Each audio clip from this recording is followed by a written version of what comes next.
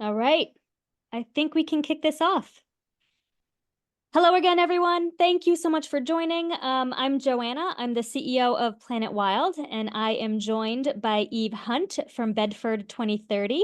And together, Bedford 2030 and Planet Wild have been putting on and hosting this free campaign called the Less Lawn, More Life Challenge. For anyone that is new to this today, I will take about a minute or two after we do some introductions to sort of give you a very quick overview. But we are so excited because today is about welcoming Becca Rodomsky-Bish for a incredible series about the birds and the stories they tell. Also, just want to take a moment to thank June Boyle behind the scenes, who many of you have probably heard from on Facebook or Instagram. She's actually behind the scenes, sort of the project lead on Less Lawn, More Life, and she has been making this free campaign run incredibly smoothly, and none of us would actually be here without her. So huge thanks to June. And also to Murray Fisher, who's also been working tirelessly behind the scenes, just pulling in some incredible influencers and ambassadors for this campaign so that we can really continue to educate and build awareness around this movement more broadly. And of course, we could not do any of this without our partners. Yes, a big, heartfelt, sincere thank you to all of our partners who have helped us get the word out about this very important challenge.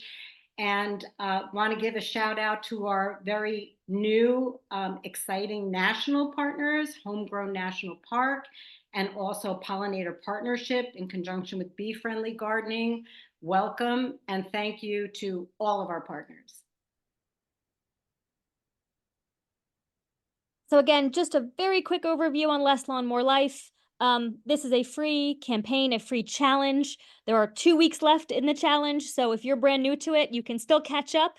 All you have to do is make one action, take one action in your yard, and complete the survey, or spread the word. So there's still plenty of time to join and share and participate. And really, the goal is quite simple. It's for all of us to begin to unleash the potential of our lawn, whether that's bringing back habitat, carbon sequestration, improving ecological practices, really about 1 yard at a time. And of course, it really ultimately takes community and supporting each other because this is new and hard. And we really do need each other to learn from. The very quick, and you'll find all of this on the website, lesslawnmorelife.com. But it's really about one overarching goal. As I shared, there are 6 key targets. There are 8 activations. So for those of you that are registered participants, you're getting a weekly activation in your inbox from some incredible celebrities and influencers. And of course, we're encouraging all participants to make as many observations as possible using iNat. So what are you observing in your lawn? Is it butterflies? Is it bees? Is it, what insects? What are you observing? Try to document as many of those as possible. And again, there's a survey. We'll drop the link in again here into the Zoom chat. You can make all of those observations on the iNaturalist project page for Less Lawn, More Life. And there is a thriving community on Facebook. And of course, follow, the activations and the content and the community on Instagram as well. So all of this available, Less Lawn, More Life, and as well as this particular webinar and the prior webinars are free, available, share them.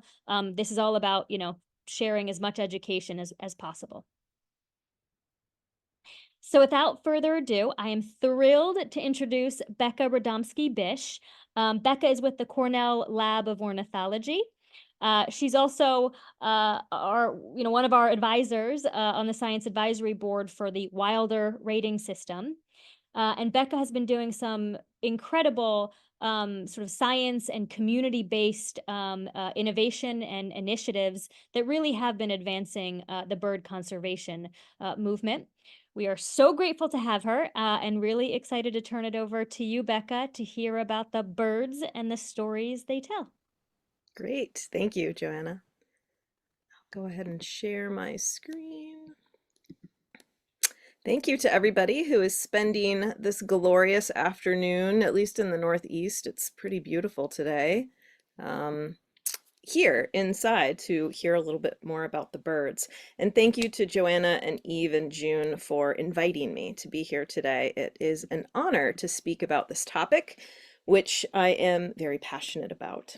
So as Joanna said, my name is Becca Rodomsky-Bish.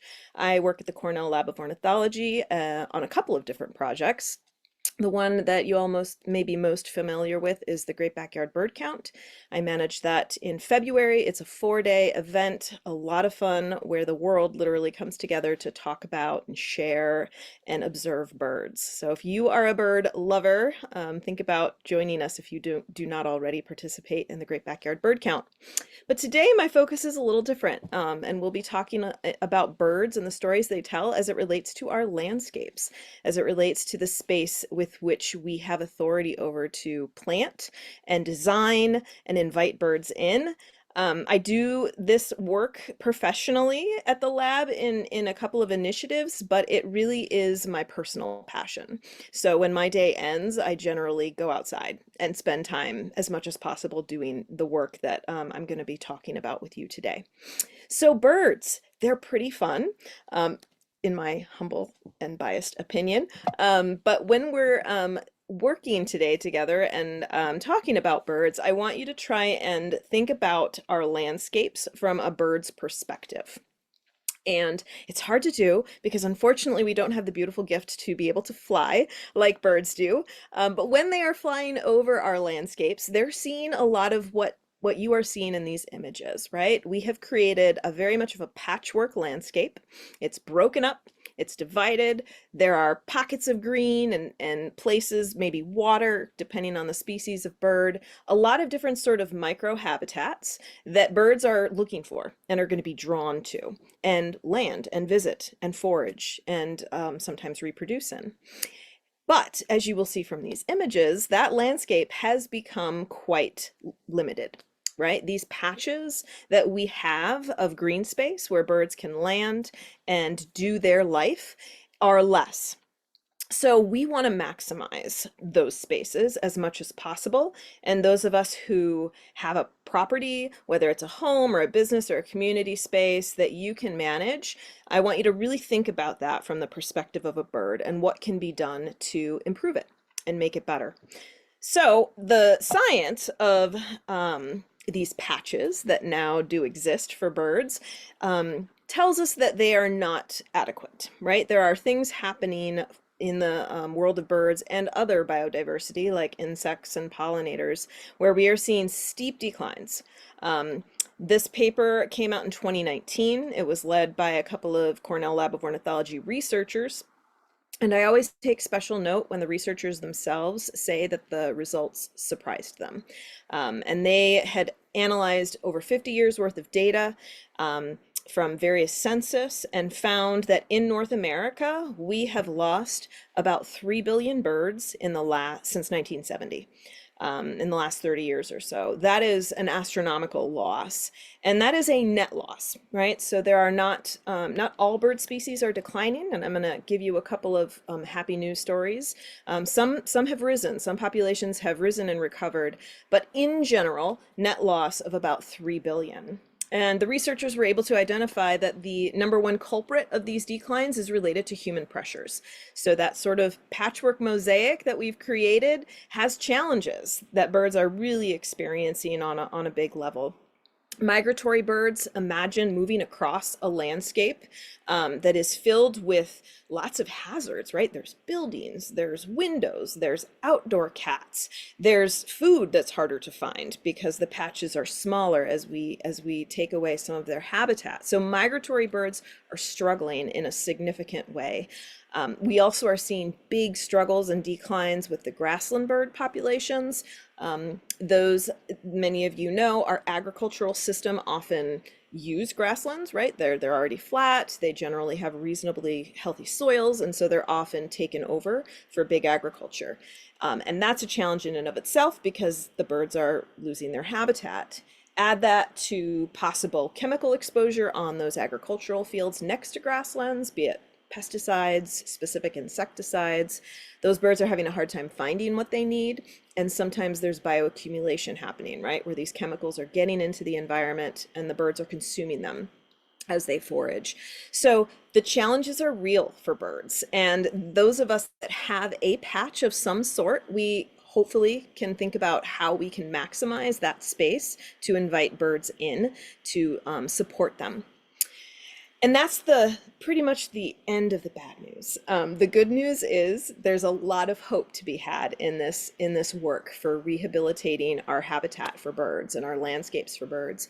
Woodpeckers, those of you that love your downies and your hairies and your pileatids and the redheadeds, all of them are going to become even more active here in the winter. I feel like I see more woodpeckers in the fall and winter time because they're foraging, right? They're using the trees. They're pecking into those insects that are crawling up underneath the tree bark.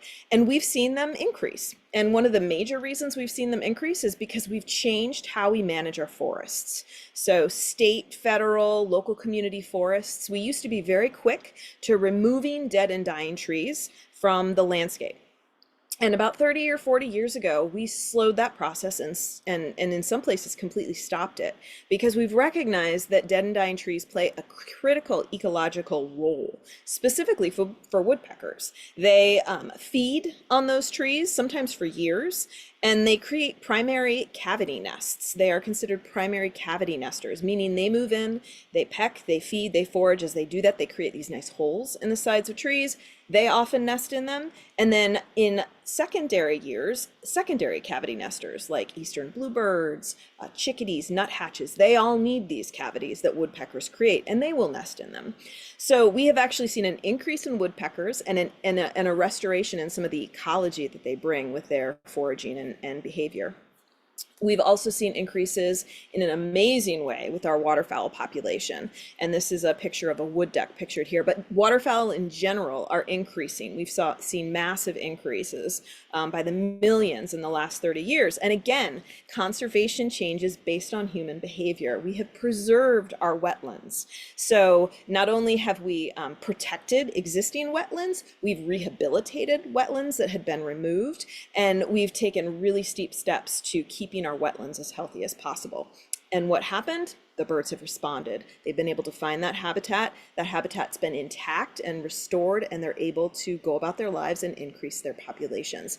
So hopefully you're sensing the theme here, and that is that human behavior, human actions have a significant and can have a significant impact on birds. We can't all have wetlands, we can't all manage large spaces, but generally we sometimes have maybe a porch where we can put potted plants or a patio. Some of us have a front yard and a backyard or one of both, or perhaps we're blessed to have a lot of acreage.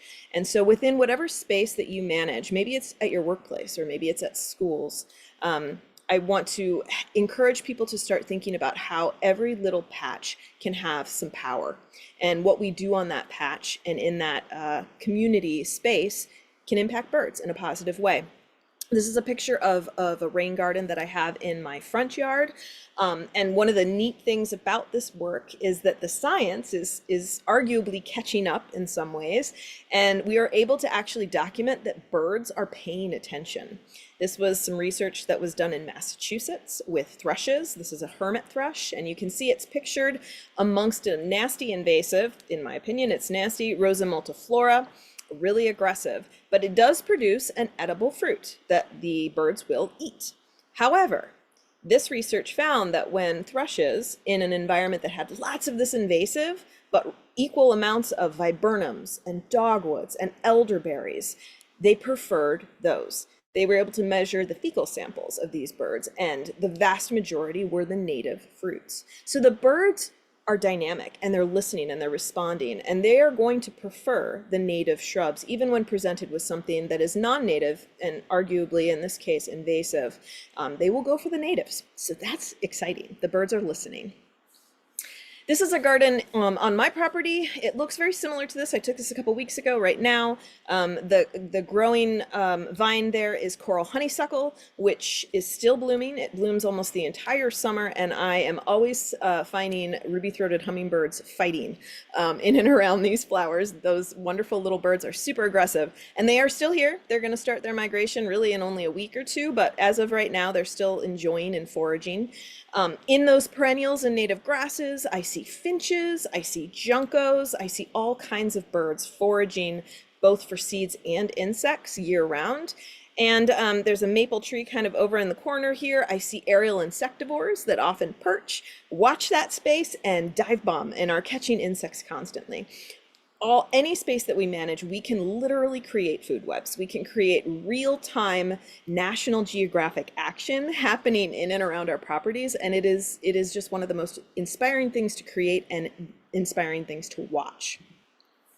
And native plants are really the foundation of that. Without native plants, there wouldn't be as much activity. And native plants are really essential, and they're really easy. Any of you who have grown native plants, which I'm sure there are many on this call who are engaged in this work already, you know they immediately assimilate themselves, right? They're easy to grow. They're already acclimated to our soils and our temperatures. So they're super fun and they're easy and they establish really fast. We don't have to micromanage them or over care for them. Native plants also are very tightly tuned in to the ecological shifts and changes in the seasons in the area in which they grow.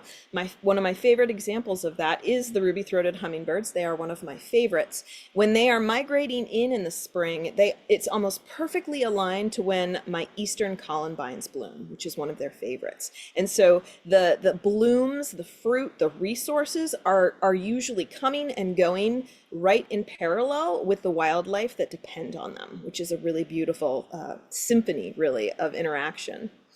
And there is some evidence in the research that native plants provide medicinal benefits for birds, or not birds. There's not as much research on birds, but bees.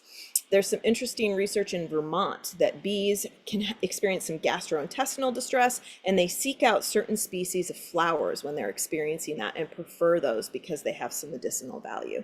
So it makes common sense, right? Humans, we use herbs and plants and so forth, and now there is some evidence that's showing that wildlife and bees do this as well. But related to birds specifically, really the number one reason why native plants are essential is because they provide the host plant for moths and butterflies to lay their eggs on. This is critical. Those eggs then develop into the larvae form of moths and butterflies, aka caterpillars, and caterpillars are what fuel the bird population growth in terms of North American songbirds. About 96 to 98% of all North American songbirds feed their offspring caterpillars during the nesting season. If we do not have enough caterpillars, these birds cannot feed their young, and or their young are going to be very malnourished. And this number of 7,500 is relatively conservative. I've seen that as high as 9,000. And this is out of research, which many of you are familiar with Doug Ptolemy's work, Desiree Naranjo. They've done a lot of research to identify the critical importance of caterpillars during nesting season. And chickadees, which is what is pictured here, generally only have one clutch, but many songbirds have two, sometimes three clutches. So multiply those numbers out during the nesting season, and we're talking a lot of caterpillars. We will not have enough caterpillars if we don't have enough native plants for those moths and butterflies to lay their eggs on. So birds tell fascinating stories. And I'm going to go big and then I'm going to come back small. Right now, many of you are probably pretty well aware of the tools that the Lab of Ornithology has produced to be able to begin to tell birds stories in a more specific way. And I'm just going to let this map run and I'll talk about it as it runs. This is the ruby-crowned kinglet. This is one songbird, right? There are many, many songbirds. And if you love this kind of data, you can actually go to our website and look up these maps. They're called status and trends maps. And this is only powered because of people like yourselves, people that are volunteered their observations, similar to some of the work that those of you are doing with iNaturalist, telling us what birds are seeing when in eBird, And then we can pull that data together and we can begin to tell a bigger story about where birds are, when they move, where we don't see them, where we do see them, where we should see them, but we're not seeing them. So this is November, December in the southern areas of the United States and Mexico. And you can see the birds were very concentrated down there, right? That's where their wintering grounds are. And then as they forage and eat and fuel up, and the sun changes, all of the elements shift, they start to move north in March, April, May, and you can see they're up in their nesting habitat now.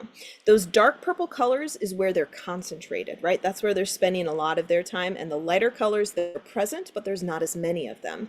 And you can see as you watch this map go that, wow, if we know this much about where birds are when, we can make more strategic conservation choices. For example, it's in Mexico and Louisiana area where they are in the winter. When they start to move and we know where they are, maybe we should be turning our lights out in those major travel zones where they're migrating to help these birds get where they need to go.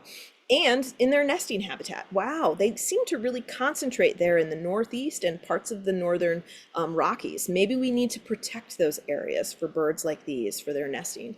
So you can begin to see how there's a multitude of stories that come out the more data we have and the more we begin to understand where birds are when. This is another interesting story that's emerging, and it's those of you that are really passionate about pollinators, this might be really exciting for you. This is cutting edge kind of stuff. This is a 2024 paper where we are beginning to take all this bird data, which we have a lot of thanks to many, many bird enthusiasts, and we're overlaying it with land cover data. And we're beginning to use that information to understand where wild bee populations may or may not be. And I find this fascinating. And those of you who love bees can be a testament to how difficult it is to identify them. And they often have very specific life cycles, right? They aren't always out for very long, and where they're nesting can be hard to locate and all these things. So we don't know as much about wild bees as we want to know, but we know a lot about birds. We know a lot about land cover, and we can use that data to begin to understand and make predictions about where wild bee populations might be. And this is where science is moving right now, because we need to know where our pollinators are doing well and not. So for example, gray catbirds, they're still here. I just saw one yesterday and they're still calling, and they are filling up on those berries in and around my property because they are just about to migrate. They actually go on a pretty significant migration to Central and South America. So if we know that catbirds are present and we overlay that with land cover data, we know that there's flowering shrubs and forest habitat. And we can then align that with bees that also rely on those kinds of resources. And we can begin to make predictions about where those bees would be and when and where. So this is really fun, how we can not only use bird data to tell stories about them, we can also perhaps use that bird data to tell stories about other biodiversity. And then the stories can get really personal and a little more focused in our own yards, which are some of my favorite stories. This is a person I've been working with in Florida. They live in a suburban community in Florida. This is their home and front yard in 2019. And they love birds. They're an avid eBirder, submit their observations regularly to eBird. And in 2019, they had 37 birds. That's a pretty good amount of birds in their yard. But they wanted more, and they wanted to do more for birds. So they began to undergo a transformation in their front and backyards. This is only their front yard. They put up a nice little privacy wall, and then they created an abundant native front yard. And it's 2024 right now. And as of right now, they have identified 165 different birds in their front yard and backyard. That's an incredible growth in the number of species that are flying overhead, looking down and seeing this as a refuge and a safe place to land. And this is just one spot, right? We all have the capacity to create this. And of course, I've been on this journey as well and continue on this journey because it is a long one and a very fruitful one. So I want to share with you a couple of my own personal stories of what birds have told me, and I'm responding and listening. This year was the first time that I saw this beautiful black-headed kind of crimson chested bird in my yard.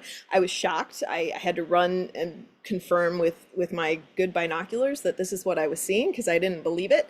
This is a orchard oriole. And sure enough, it was in my orchard, which totally makes sense. This is the northern sort of part of their range, though. They're not super common where I am, so it sort of surprised me, and I had to really make sure I wasn't seeing things. And though orchard orioles get a bad rap because they can eat fruit out of orchards, this particular bird was in the spring, and it was actually acting as a natural insecticide in my orchard. It was eating insects off of some of the flowering plants. So this is a new arrival for me. I have not seen it the rest of the summer, so it might have just been stopping by. But how fun to actually have an orchard and then have an orchard oriole show up and use that space. I've also been blessed with green herons for the last 4 years. These birds show up every spring, and anywhere from 2 to 3 pairs will actually nest in my spruce trees.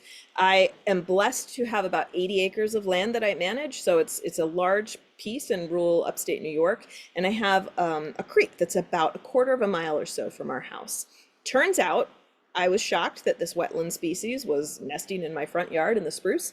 They will nest as far as a half a mile from a water source as long as they can find what they need resource-wise. And our creek is filled with, small minnows and frogs and all kinds of things that they love to eat. So it's just the most beautiful thing to watch these birds create nests every year, and they fledge these awkward babies that then they sometimes actually will eat worms in the grass, and then eventually their parents get them down to that creek to teach them how to hunt. But phenomenal. It's just phenomenal to watch these things happen in my own yard. And then in the bottom here are 2 grassland species. As I articulated in the beginning, grasslands are in a lot of trouble, so I take my grassland management very seriously. I have 2 very large acreage grasslands, and I live in a rural area where the local farmer wants that grass, and we want to keep it grassland, so we have this harmonious relationship.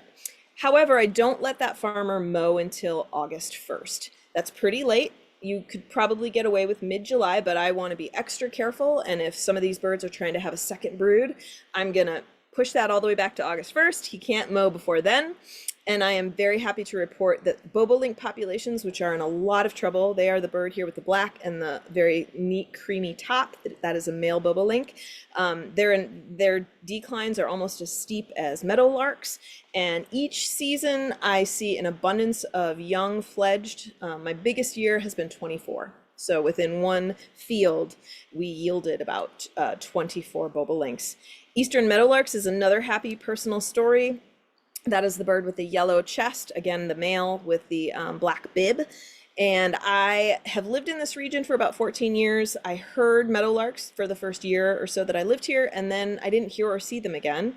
And I'm happy to report that this year I have seen eastern meadowlarks again back to our area that have returned. I'm not the only field around here, but I'm certainly one of the only grasslands that's mowed as late as ours are mowed. So the take home story is you really can have an impact. You can see it in real time happening. The birds will tell you, and they will let you know whether they're finding what they need, the refuge, the safety, and the resources in order to have more young and hopefully grow their populations. So I want to invite you all to think about what you want your story to be. They all can be personal. They all can take on different flavors depending on how much land you have to manage, depending on the habitat and the species that you would be able to support on your property. But I just want to reiterate that no matter what your story is as it relates to birds, it will be an inspiring one and a fun one, and I guarantee very much full of surprises. So thank you very much to inviting me to speak today, and I will stay on to answer questions if there are any.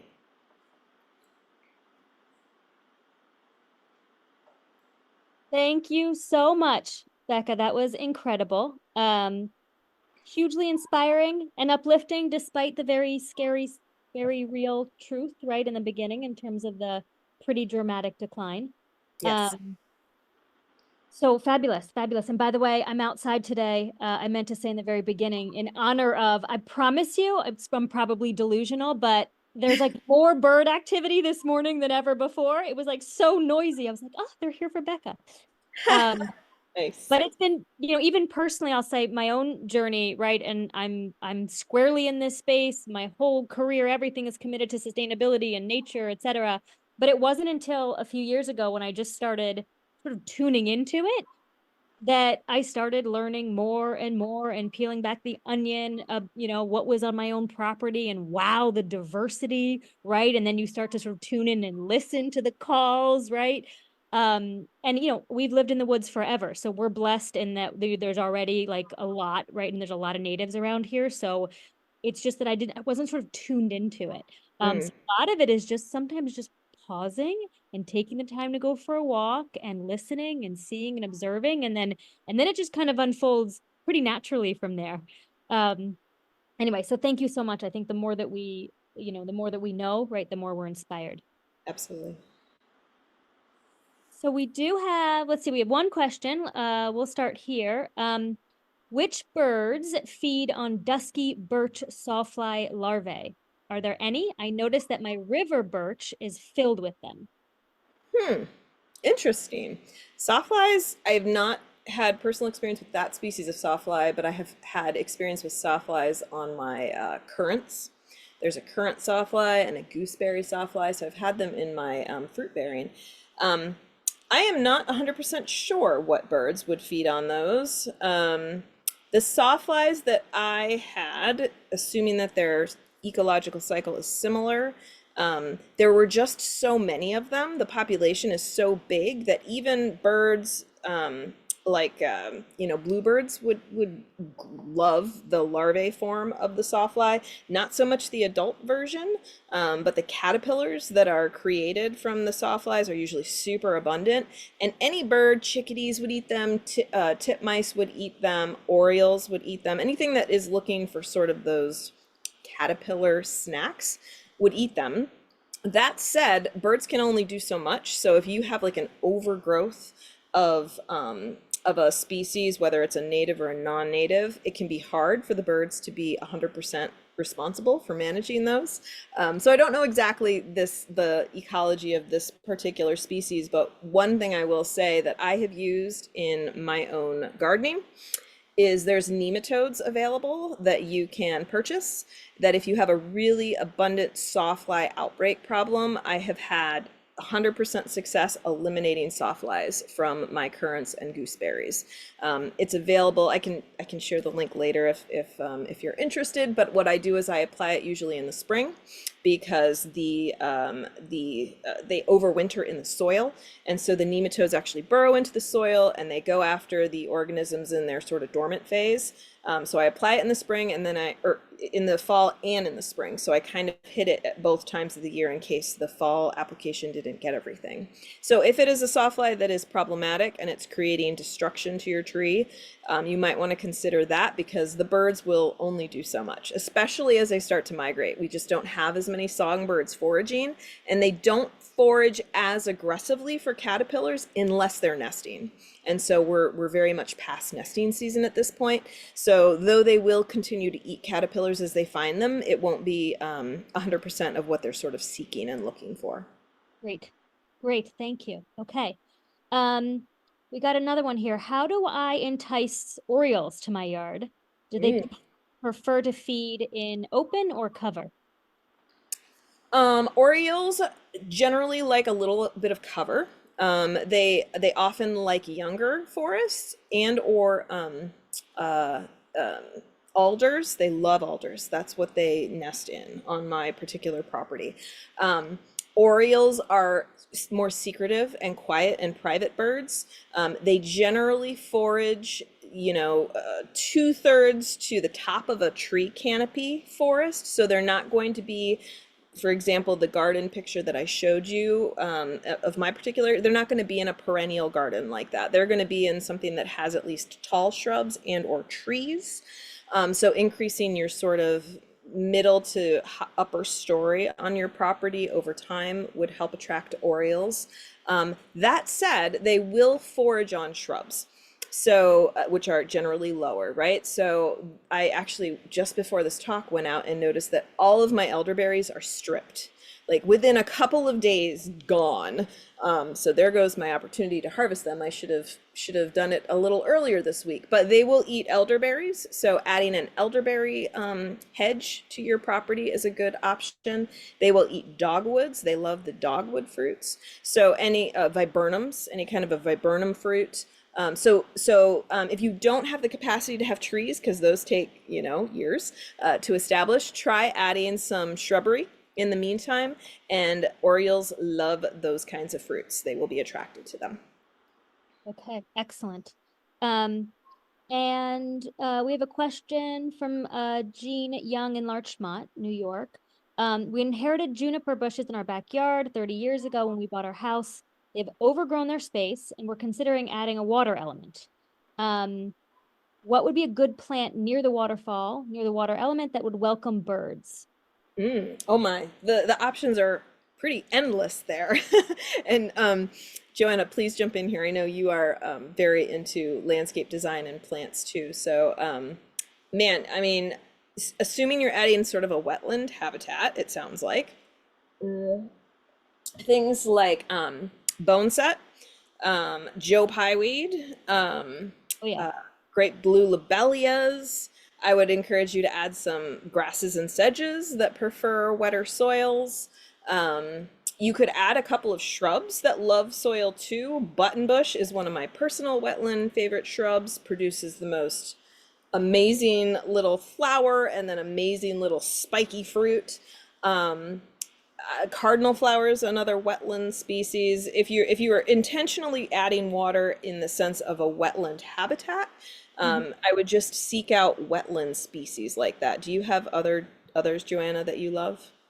No, that's helpful. But in fact, maybe I'll ask a broader question, which is there's so many resources out there Oh, yes. on the web. Is maybe just that, more broadly that question. Are there any resources that you recommend in terms of, based on the birds that I'm hoping to attract, or based on my ecoregion or my, my yard type and soil, et cetera, right, that I should be focusing, right? What kind of plants I should focus? Should any resources that you really trust and love?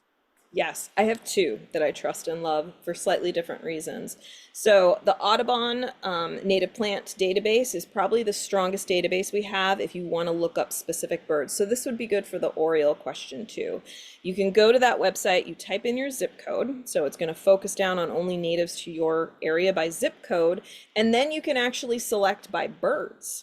I really want this bird, and it'll pull up different species of plants to consider adding for birds. So that's my favorite go-to if I'm like, I know such and such species is in this area and I never see it. What can I do? But equally loved tool is Lady Bird Johnson's Wildflower Center.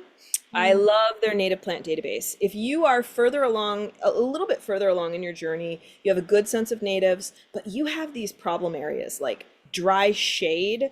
I just can't get anything to grow in my dry shade, right? You can go in and you can make very specific descriptions of when you want things to bloom. So you can say, I have nothing blooming in April. I need to fill in that ecological niche in April. You can put when you want them to be blooming or fruiting or producing seeds. You can specify the growing conditions, and it will, and of course it's based on zip code as well, and it will only give you options of plants that do really well in those conditions. So right now, as I continue to sort of grow out my habitat and I find these sort of problem areas, that's really my go-to tool to help break things down and make it a little more easy to find things that would thrive in different conditions. Okay, fantastic. We have really good questions now coming in, so it's actually hard to pick. But let me so can you share more on meadow and grassland mowing schedules? Right, that was really interesting. Even certainly at Planet Wild, we're always supporting like as late as possible and also as infrequently as possible, right, in between and so forth. But August was quite late and surprising your results. Can you share more on meadow and grassland mowing schedules to support insects and birds? I work with a large park where a large 4th of July celebration has dictated spring through early June, July mowing. Early July mowing is not optimal in the Northeast. Um, Anything earlier than the second week maybe of July makes me cry. There are some bird species that will get their young fledged in June, but not many. And you certainly will not have any grassland bird species be able to have a second brood. So, but I understand, right? We are sharing this landscape, and it can be very complicated. It really does depend on your region, and I am in New York. So the further north you get, theoretically just a little bit later in the mow, right? Because those grasslands aren't as mature. So, and then the further south you are, based on sort of upstate New York, just keep in mind that you maybe can mow a little earlier, right? So it just really depends on where you are in the Northeast. But in general, if you want to be super safe in the Northeast, I would say no earlier than the second week of July is ideal. I go to August 1st to be extra cautious and hoping that I'm really going to get like a safe second brood out of those birds that are there. That said, farmers that are mowing space will push back because the nutrient quality of grasslands that are mowed that late is lower. And so that's one of the reasons you see farmers wanting to mow in June and July. They're green, they're lush, those seed heads are like ideal and ready to go. And that's the tension that we experience. So if you don't own the land, that's a harder line to draw. But if you own the land, push it later, and the farmer's going to be not ideally happy, but it's going to be a lot better for the birds. As far as mowing schedule, grasslands, because I'm working with a farmer, they do have to mow it, right? If it wasn't a farmer mowed field, my recommendations for how you would mow it are a little bit different. But that's what it would be if you're haying the field. If you have a meadow or a space that you don't need to mow for grass, right? You're not cutting it to actually feed livestock every year. I actually would encourage mowing in the springtime. And the reason for that, and any kind of like perennial wildflower meadow that you're establishing, right? There's a difference between a grass meadow and a mixed perennial grass, right? But if you're doing a perennial or a mixed grass and perennial meadow that you're not managing for feeding anything, I wouldn't mow that until as springtime, after you've had consecutive 50-degree days, 50-degree nights in your area, which can be kind of late. And the reason I make that recommendation is because of the pollinators, right? There are many, many pollinators that are overwintering in the stalks of those plants. And if you mow them too early before they've been able to emerge, you've essentially killed that which you have just created a meadow to support.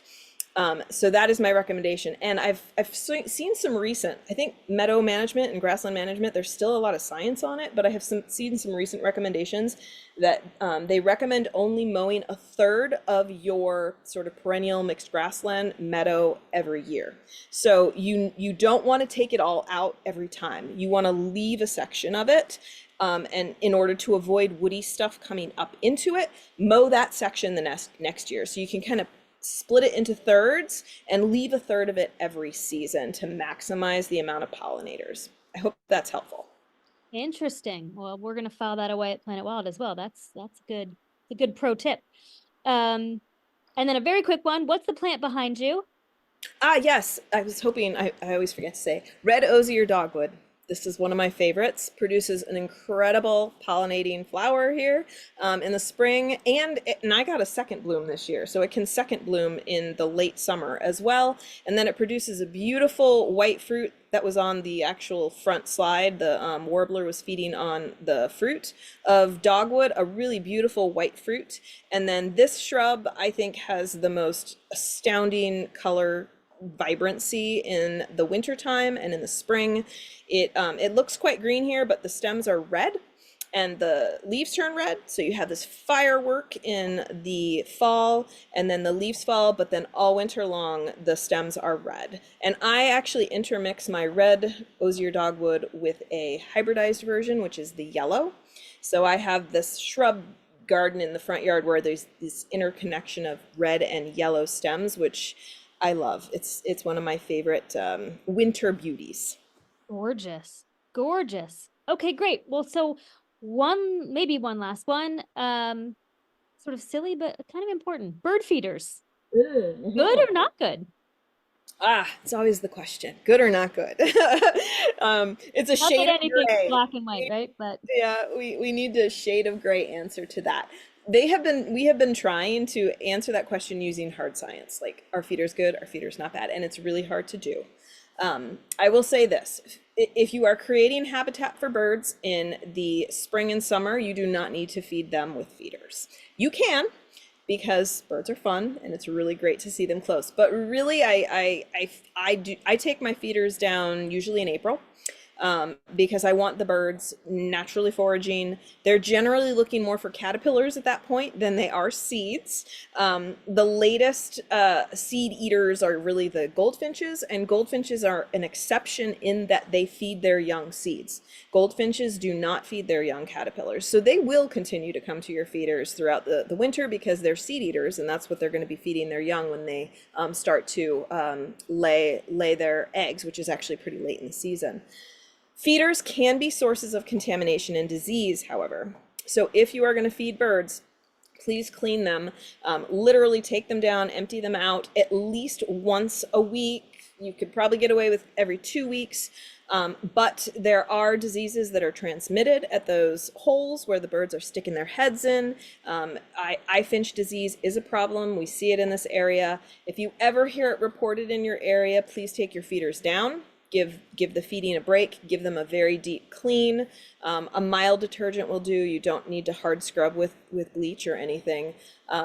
In fact, I would discourage bleach just because of contamination that could be left behind on your feeders. So feed birds. I put them up in my property usually in October, and I leave them up until April because I do enjoy feeding the birds through the winter. I would encourage not feeling like you need to feed year round. Focus on the winter months when our regional birds can use those extra calories to get through the colder temperatures and winter. Excellent. All right. Well, I know we are over time. This has been incredible. Thank you so much, Becca. We have more questions. As usual, we are capturing all of them, so we'll share them with you, and maybe we can get those answered offline. And we're sort of trying to get those sort of compiled and then shared back on the website for everyone to benefit from. But Sure, thank and you email so them much. to me and I will respond, and you can hand them off to people. And I did have my email up there. If Joanna or June, you want to share that with people in the post review, I'm happy to answer questions that people want to send my way. Wow, that's really generous. Thank you so much. And thanks Sure. everybody for joining. And again, all of this will be available again, on Less Lawn, More Life, on the Facebook page, on Instagram, wherever. So please share it as widely as possible. Thank you, Great. Becca.